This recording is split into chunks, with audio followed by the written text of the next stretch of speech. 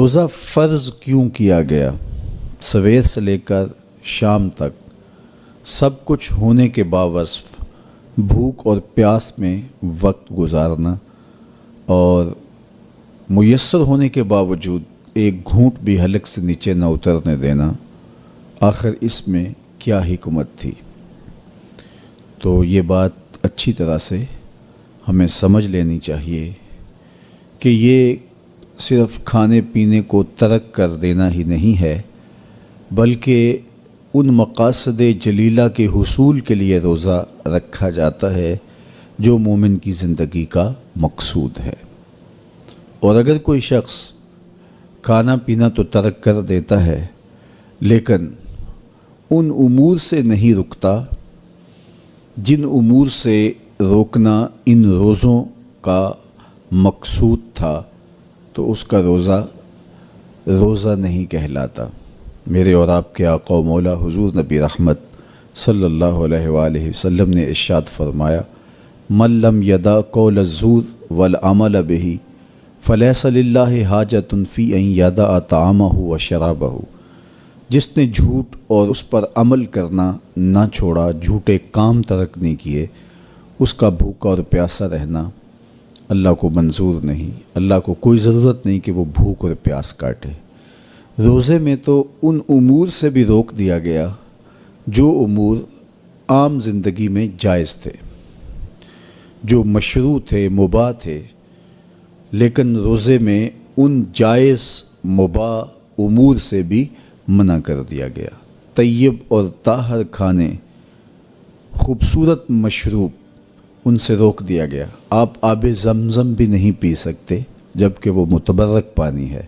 شہر مدینہ میں بیٹھ کر شہر مدینہ کی پکی ہوئی کھجوریں بھی آپ نہیں لے سکتے، اس لیے کہ آپ روزے سے ہیں۔ تو روزے میں آپ کو متبرک چیزیں کھانے سے بھی روک دیا گیا، متبرک مشروب پینے سے بھی منع کر دیا گیا۔ تو مجھے بتائیے، جو رب آپ کو متبرک، مشروع اور پاکیزہ کھانوں سے بھی ایک مخصوص وقت کے لیے روک رہا ہے، تو جن امور سے عام زندگی میں شریعت اسلامیہ نے ہمیں منع کیا، ہمارے رب نے ہمیں منع کیا، تو اگر روزے کے دوران ہم وہ امور بجا لائیں تو پھر روزے کی مقصدیت حاصل نہیں ہوگی۔ تو اسی لیے فرمایا جس نے جھوٹ اور جھوٹے کام نہیں چھوڑے، اس کے بھوکا اور پیاسا رہنے کی اللہ کو کوئی ضرورت نہیں ہے۔ تو وہ یہ چاہتا ہے کہ میرے بندے ان امور سے بھی جب رک جائیں گے جن امور سے عام زندگی میں نہیں روکا گیا، تو وہ لازمی طور پہ ان امور سے رکنے کی کوشش کریں گے جن امور سے اسے منع کیا گیا ہے۔ تو جب یہ چیز انسان کا فہم، انسان کی عقل اور انسان کی خرد طے کرتی ہے، تو پھر لا محالہ طور پہ رکنے کی عادت اس کے اندر تقوی کی نشأت کا ذریعہ بنتی ہے۔ آپ نے عمومی طور پہ دیکھا ہوگا کہ رمضان المبارک کا ماہ نور جب اختتام کو پہنچتا ہے، ہمارے سامنے عید کے 2-4 دن بھی یہ مشق رہتی ہے، اچانک کوئی مشروب آیا اور پینے لگے تو رک گئے، وہ کہیں ہمارا روزہ تو نہیں، لیکن پھر خیال آتا نہیں ہم روزے تو نہیں ہیں، آج تو عید کا دن ہے، تو ہم پی لیتے ہیں۔ چونکہ پورا مہینہ دن بھر ہم مشروبات سے رکے رہے اور آج بھی دن کے اجالے میں ہمیں پانی دیا گیا تو ایک دم ہمیں جھجک پیدا ہوئی، لیکن پھر ہمیں یاد آیا کہ اب روزے بیت گئے ہیں اور میں روزے سے نہیں ہوں۔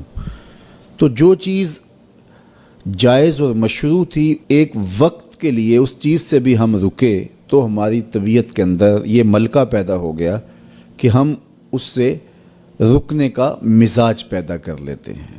تو اگر ہم ان امور سے رک جاتے ہیں جن کو شریعت اسلامیہ نے منع کیا ہوا ہے، تو پھر دوبارہ جب اس کو کرنے لگتے ہیں تو پھر ہمارا ہاتھ بھی رکے گا، اور پھر ہم مستقل اپنے ہاتھ کو روک سکتے ہیں کہ ہاں میاں یہ روزے میں بھی چیزیں منع تھیں اور روزے کے بعد بھی یہ چیزیں ہمارے اوپر منع ہیں۔ تو ایک ملکہ پیدا ہو جائے گا ان امور منہیات سے رکنے کا، ان سے باز رہنے کا۔ تو گویا یہی تقوی ہے کہ جو اللہ جل شانہ نے ہمارے اوپر حرام کیا ہے اس سے ہم رک جائیں، جس کام کے کرنے کا حکم دیا ہے اس کام کو ہم بجا لائیں۔